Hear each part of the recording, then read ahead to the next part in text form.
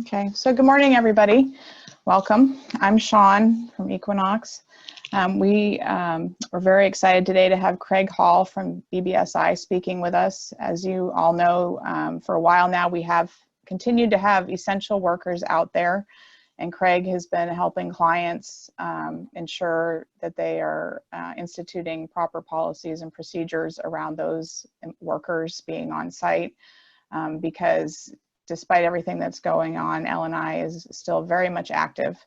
And so he's been helping to make sure that his clients are ready for L&I inspecting sites, and that the clients are able to provide whatever information is needed, and to show that they are following what's required for everybody to work safely. With the governor's announcement that construction can open back up, as Craig has told us, that landscape is changing very quickly because there are a lot more requirements now to ensure that those job sites can continue to stay open. And so we're excited we had planned this before that announcement, but it seems like this is a perfect time for us to be addressing that as everybody's getting ready to get back to work. And I'm sure there'll continue to be more and more changes and things that will need to be looked at. So with that, I also want to let you know Craig's going to talk to us for a little bit here about what he's seen and things to be aware of. And then we're going to make this very interactive and open it up to questions that you may have. So feel free in the chat box to input your questions. And then when Craig's done with his brief presentation, we'll go ahead and answer any questions you may have. So thank you, Craig. You're welcome. Good morning, everyone. My name is Craig Hall. I'm a risk manager for BBSI. My journey into safety started back when I was in the U.S. Navy on an aircraft carrier, and it's been kind of a part of my life ever since, trial by fire for the most part. So I graduated from Central Washington University in 2015 with a degree in safety and health management. And prior to that, I was not considered a legitimate safety guy because I didn't have a degree yet. So now I'm legitimate, and I've been doing it for about 25 plus years. One of the things that my job at BBSI is to stay ahead of regulations and things like that to help clients try to make sure they're on top of it. I help with them create accident prevention programs, safety committees, you name it. If they have a safety need, I pretty much help them out and help guide them through the whole process. I'm also on the Ag Planning Safety Committee for Washington State, so I actually have a pretty good working relationship with most of the L&I people. And so I actually get a lot of things ahead of time before it even comes out. So knowing that, today we're going to talk about what I've seen. So far I've had about 3 clients that have been visited by L&I due to COVID-19. So we got a PowerPoint that I'm going to share with you, and I'm not a death by PowerPoint person, so if you guys were expecting it, I'm sorry. And if I stray off of the PowerPoint, that's just kind of my teaching style. So what we're going to do initially is just kind of go over the PowerPoint, and then I was going to share some of the documentation that both L&I and Oregon OSHA wanted as a result of the inspection that they had with my clients. If I start covering stuff too fast or anything else, just put something up in the Q&A, and somebody will smack me over the head and let me know what happened. So just the safety practices for essential workers Q&A webinar. So currently, L&I and Oregon OSHA are starting to perform spot checks. I've seen that actively, like I said, with 3 clients and 3 different types of industries. Surprisingly enough, none of them were construction as of yet. One was a print shop. Another one was a fencing company. I guess that's kind of construction. And then the most recent one was a fruit packing warehouse. So the common theme throughout all sparked by employee complaints. So as soon as L&I receives a complaint, they are going out and doing a spot check. One of them was actually 2 of them were teleconference, and 1 of them was actually a live visit. So just keep that in mind. And at the time that this was going on, all 3 of the clients really had no idea of what they were supposed to have in place, because no guidance had been given prior to the visit. So some of the things that this is the list of things that they were looking for when they went and visited my clients. So they wanted a written program. They also wanted a policy and procedure, and then they wanted training documentation as to what type of training that they were doing, and they were very specific on what they wanted. However, they hadn't put that out to any employers until, of course, Mr. Inslee's new proclamation. So the program elements, educate workers, customers, visitors, you name it. Make sure that you're maintaining social distancing. And if you can't maintain social distancing, what are you doing about that? One of the best practices that one of my clients did is at a packing warehouse. They had a fruit packing line, and it was, as you can imagine, it'd be hard to put 6 feet of spacing there. So what they did is they hung tarps up in between the work areas, and that satisfied what Ellen and I was looking for. Plus, they beefed up their sanitation. They have 1 person dedicated to going around and sanitizing the stations every 15 minutes. They're not saying that extreme is required, but I guess we'll have to wait and see after this proclamation of what he's actually expecting to be maintained, because it's actually changed a little bit. So since I wrote this program, it has changed quite a bit. The very first program I wrote for the clients that got inspected by L&I was like a 15 to 20 page document.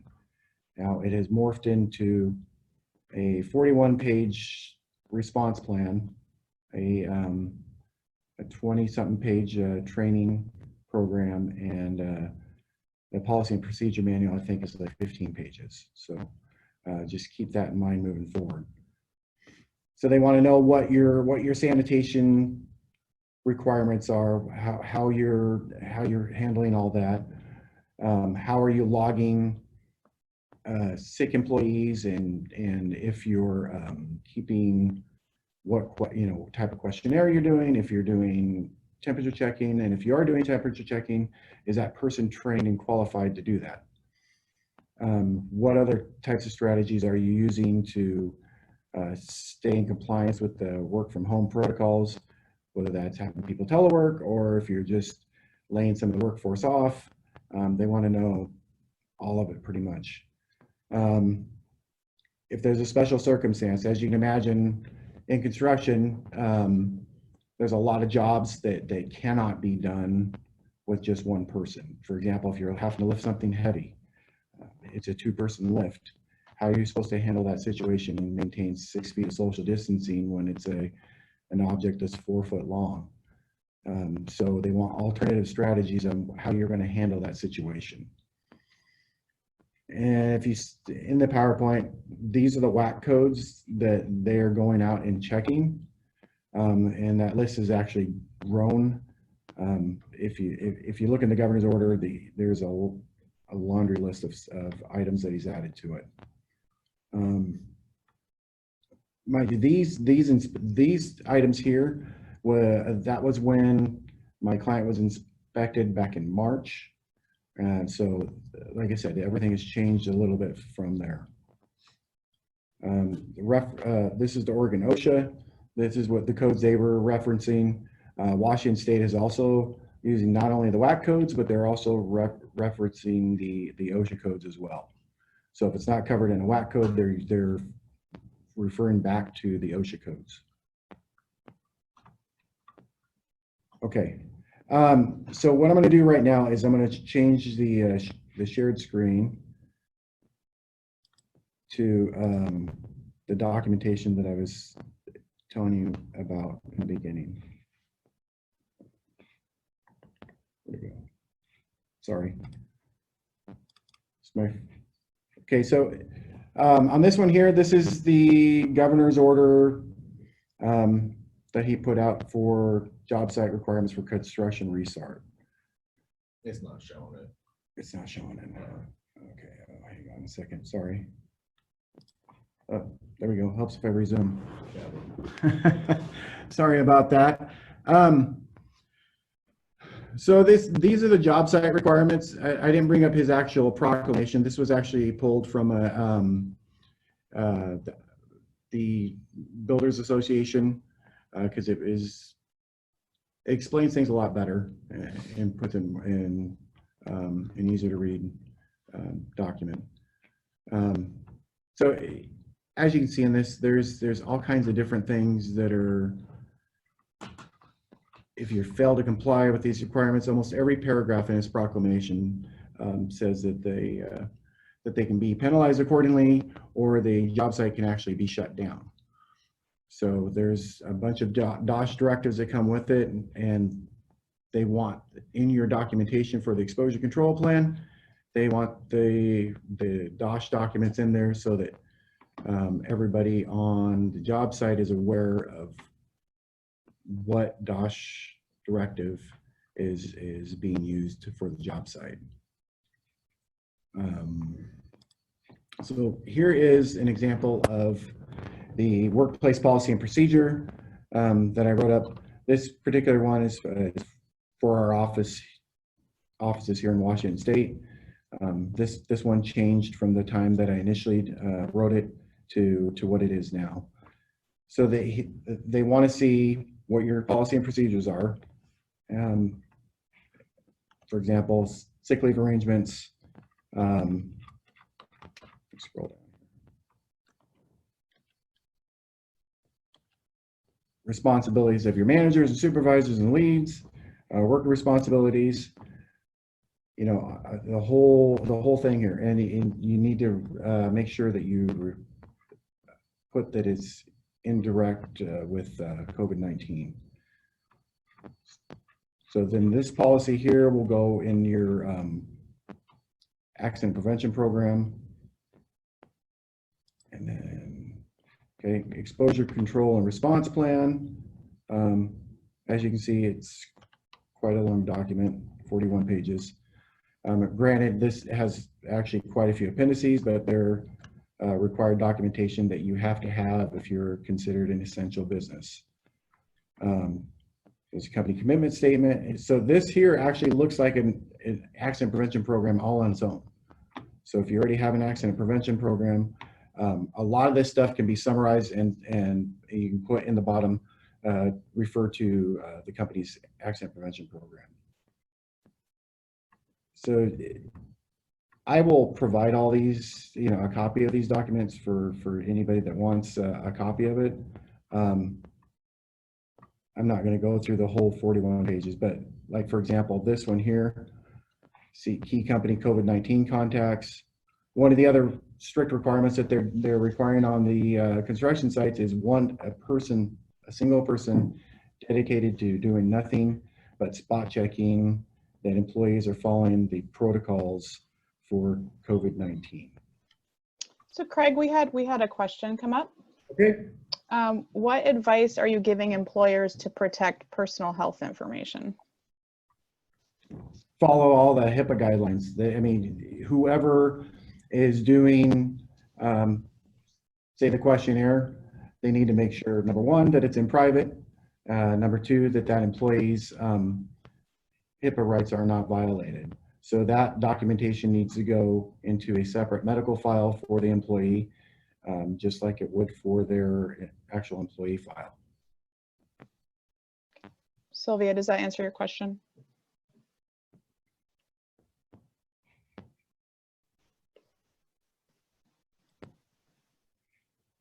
Yeah, okay, thank you.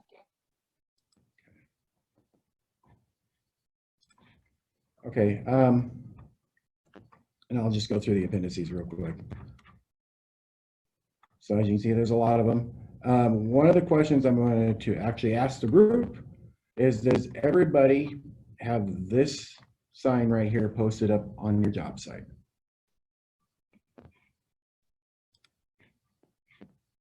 It is a required document that's federally mandated.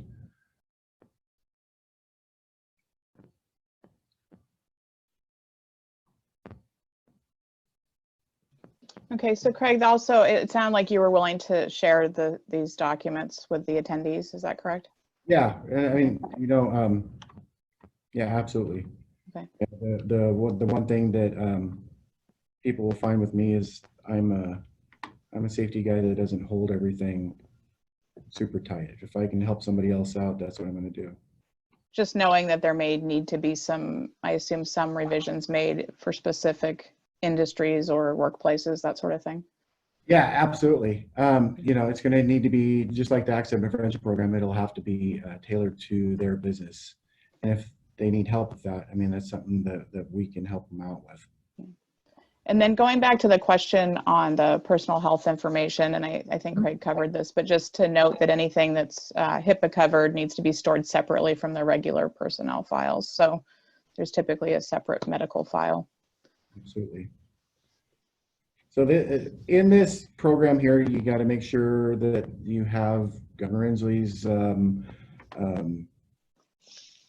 his proclamation in here. So I kind of copied and pasted it because it was kind of awkward to try to put into the documentation. But I made some highlights on it as well for things to pay attention to for employers. They want a copy of the DOS directive, which is fairly long on its own. So Craig, are they indicating how they decide whether or not it'll be a live visit versus teleconferencing? Is there some reason they choose one over the other? They're not really, they're keeping that kind of tight. I haven't heard what the reasoning is behind either one. I do know that they are encouraging whistleblowing. And how are they doing that? Oh, they've just put it out there that, you know, if your job site's unsafe and they're not following COVID-19 protocols, make sure you call and file a complaint. Okay.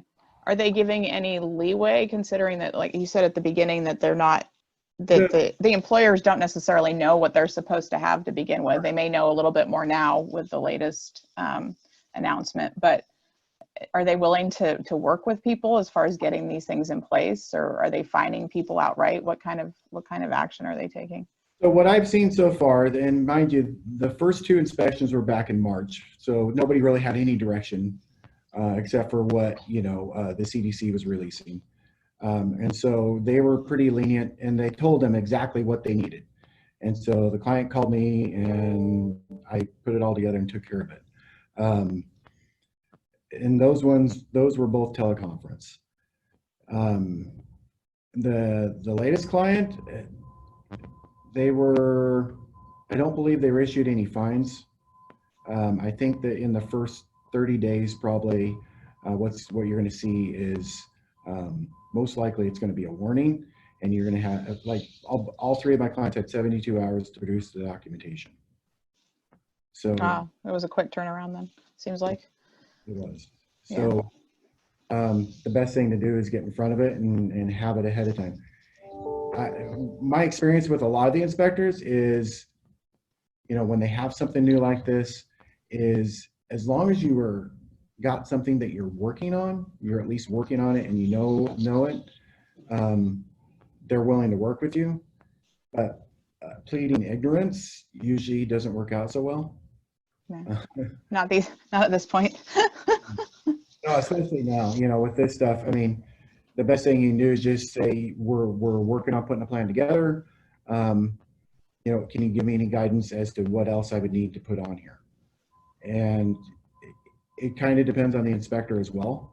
A lot of businesses are also taking advantage right now of the free consultation that LNI has.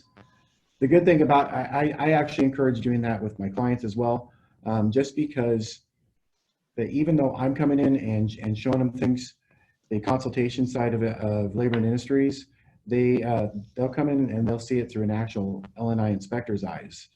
The good thing about that is, if you do a consultation with LNI, you cannot be inspected or a surprise visit for 6 months after the consultation. Also, the consultation side of Labor and Industries is a separate entity from the inspection side. So they are actually not allowed to talk to the enforcement, L&I enforcement at all. They're not So even allowed if they see things that are of concern, they can't go back to to. enforcement. They come back for a second consultation, and the items that were brought up in the first consultation were not fixed. Okay. So this is a document that I came up with. I basically pulled it out of a bloodborne pathogen program that I created for a client. They want some sort of exposure report. That way, if you have an employee on site that has had tested positive for COVID-19, how are you handling that? What are you doing to inform everybody? And how are you keeping documentation of when that occurred and what's going on with it? So regarding that, it looks like we have another question. What training does an employer need to provide to the person assigned to take temperature per L&I? They really haven't given a whole lot of direction on that. They just have to be trained and qualified, which is their famous way of telling everybody that, make sure they have proper training. What I've told everybody, all of my clients, is if anybody has any sort of a medical background, that's the best way to start. The other way is to make sure that they are aware of all the HIPAA regulations that go along with that. Make sure you have the proper PPE for the person that's doing the temperature taking. Make sure it's in a private area. Don't just have employees line up at the time clock and check them right there in front of everybody. Also, on that note, if you are requiring a pre-screening, be aware that you have to pay them for any time that they're spent doing that pre-screening. But as far as the person doing the temperature check, make sure you have a written protocol for the required PPE for that person, what training and documentation they went through, even if it's just doing an online course on how to properly measure somebody's temperature. So, and then just have documentation that they did that training. So Right. if there's a question. Right. And if they have any sort of medical background at all, let's say, and they were a combat medic in the military, that would be something just to have on hand as well. We've had some instances where our manufacturing clients are starting to ask us to temporarily staff them with medical screeners. So that's their only job. They go in there, they're fully draped and protected, and then they take temperatures in a private. They put up a trailer at the site, and then that way there's privacy. HIPAA is all in place, and they can do it quickly, in and out. And then, Craig, the other thing you mentioned was, as far as work from home, have you run into situations determining what documentation L&I might need to show that something can't be done work from home? I mean, I think for some of us it's pretty obvious, but there may be situations where it's not as obvious. That one I haven't heard anything on.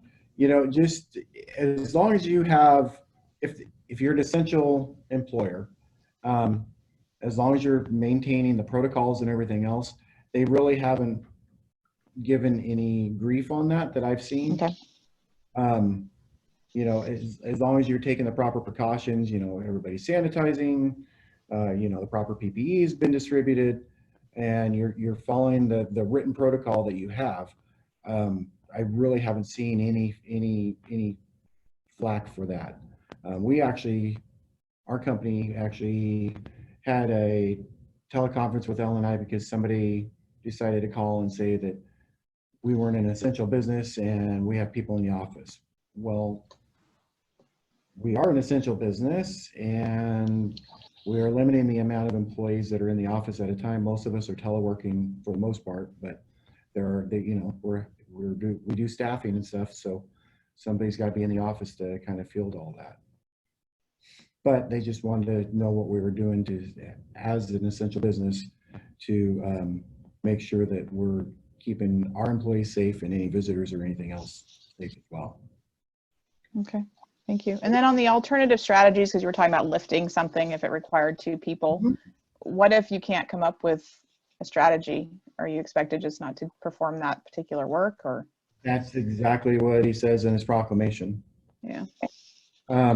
But there are effective strategies that can be done, you know, in the amount of PPE that you wear. I mean, I know it's tough enough to get employees to even keep their safety glasses on at times.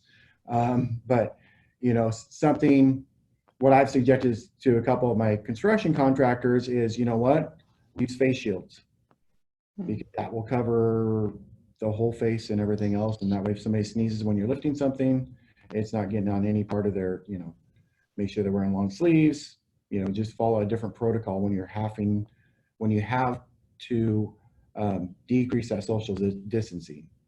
For example, an aerial lift, if somebody's up in an aerial lift and you have a 2-person job, there is no way to have 6 feet between the 2 workers. So that's why increasing the amount of PPE and having a strategy for that particular job is really important. And just like with everything else, if it's not documented, it didn't happen. So just keep all that in mind. So are you taking pictures of all of this to, as far as documentation?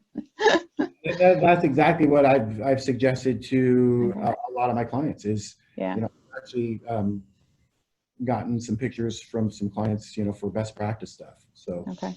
if, you know, one thing I'll put out there to the group is if you guys come up with a great idea for a strategy, loop me in on it, please, because, you know, we're all in this thing together, and the more we can help each other out, the better off it's going to be for all of us. Yeah. So as far as, oh, sorry, go ahead. I was just saying some of the documentation that's in here is just some training stuff that I attached with it. But a more in-depth program is lined out here in this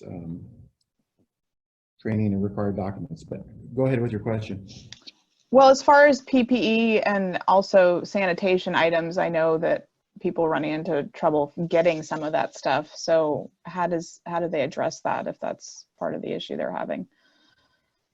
They're requiring everybody to sanitize their PPE and for what they have, so that you know, like for example, the N95 masks. I mean, you can't find one for anything, right? Yeah. So they're trying to get that just for medical.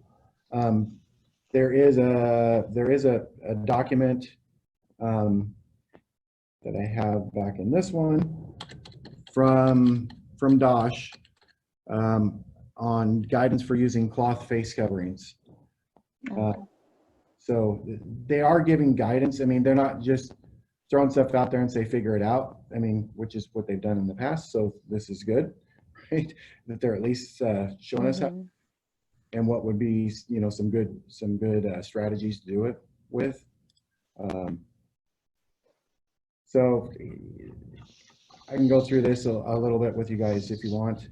You know, in this, I've got a bunch of posters that they recommend that you have up at the job site. You know, a lot of it's with hand washing.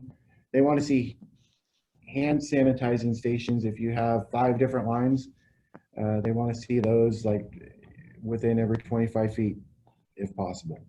You know, if it's not possible, then what are you doing? You know, are you giving out like bottles of hand sanitizer for the employees keep on them? You know, things like that. They're not requiring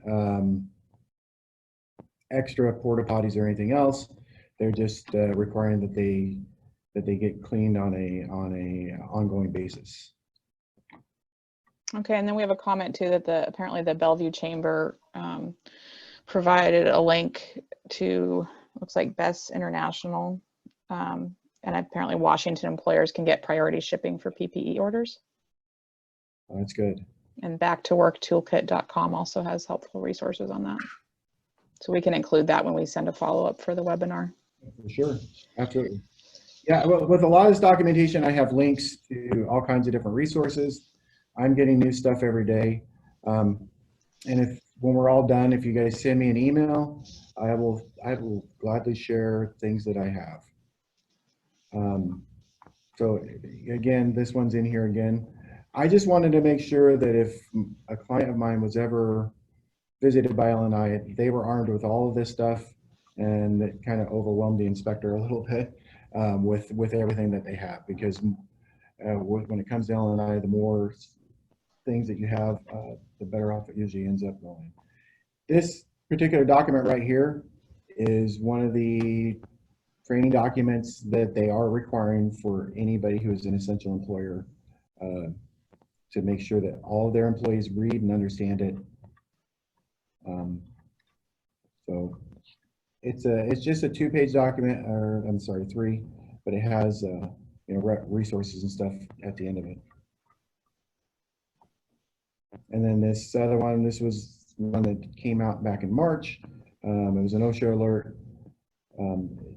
It's always good to have extra stuff, not just from LNI, but from OSHA as well. It says steps to reduce risk of exposure. There's a lot of good strategies out there. The hardest part is filtering through the ones that are good and the ones that are bad. And that's what I spent a lot of my time doing, is trying to filter those out. So I've been reaching out to a lot of the resources that I have to get some of the documentation that I have here, and where to get it, where to stay best up to date at, and everything else.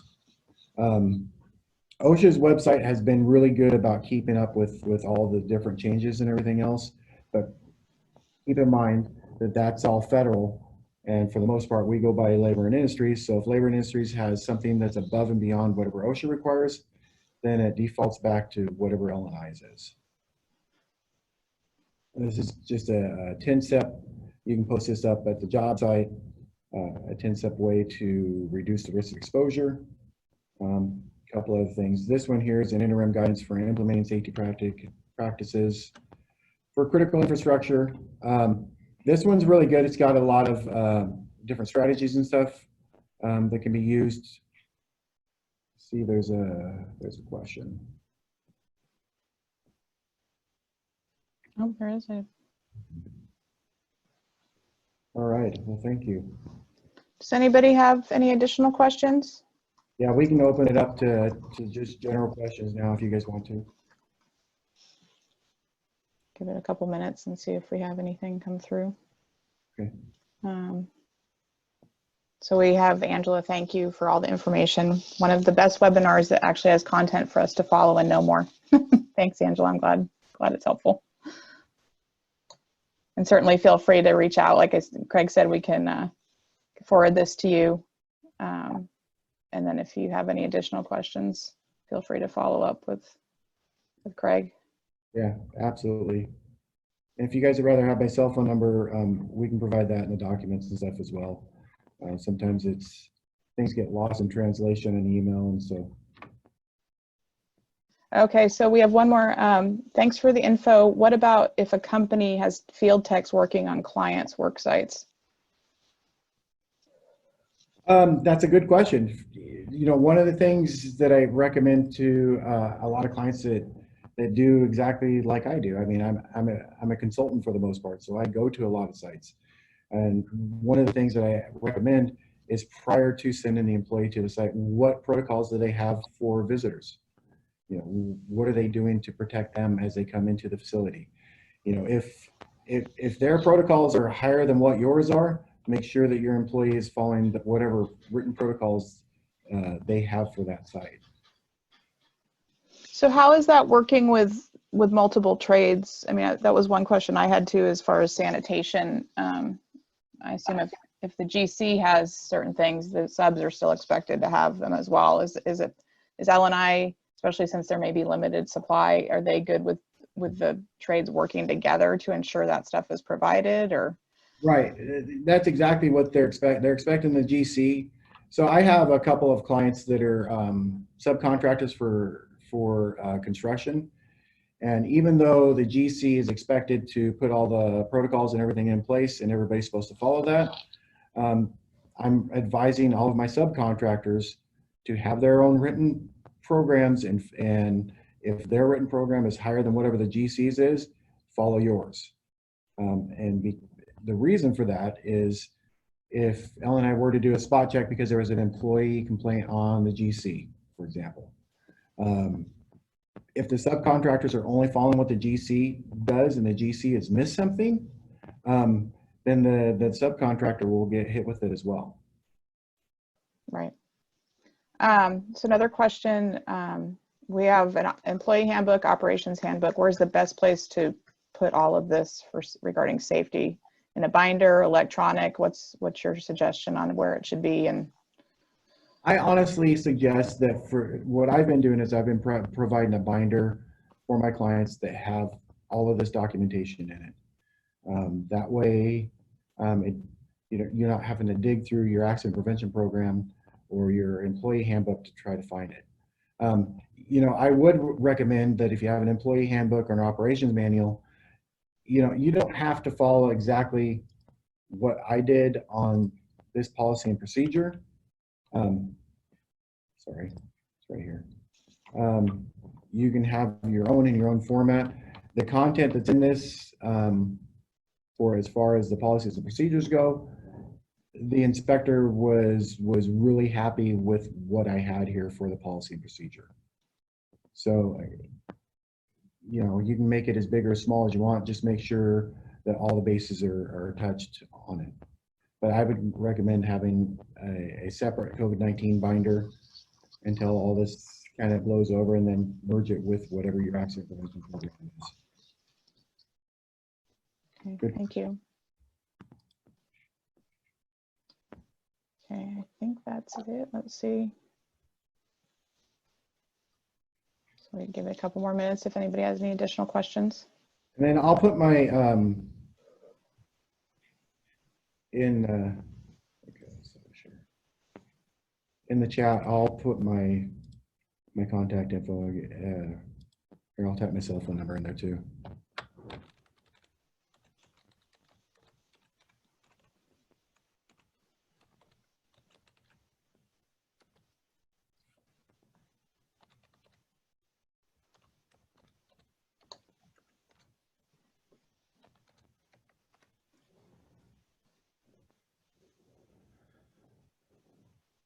And I know that because I'm a safety guy, that this is a 24/7 thing. So don't think because it's after 5 o'clock that I'm not going to answer your question.